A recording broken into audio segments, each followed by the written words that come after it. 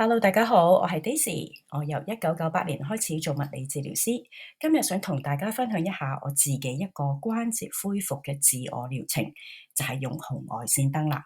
因為有研究顯示佢可以幫助到改善血液循環啦，同埋減少發炎。我用呢款本身係設計用喺腰部嘅，咁但係其實當然亦都可以用喺其他部位。我通常會係用喺我自己膝頭哥或者我膊頭，每次我會做20分鐘，我會隔晚咁做，今晚做膊頭，聽晚做膝頭哥。雖然研究證據唔係好強，但係佢有一個溫熱嘅效果，咁我覺得都非常可以放鬆到我自己，適合夜晚做一個放鬆恢復同埋幫助睡眠。最重要係佢係安全啦，同埋非入侵性嘅治療。呢個喺網上面買，價錢都好合理，所以我都買咗一個俾我嘅爸爸媽媽。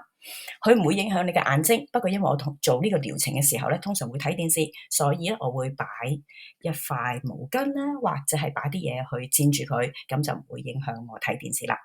有咩想再睇嘅咧？喺下面再講一講俾我聽。下次見，拜拜。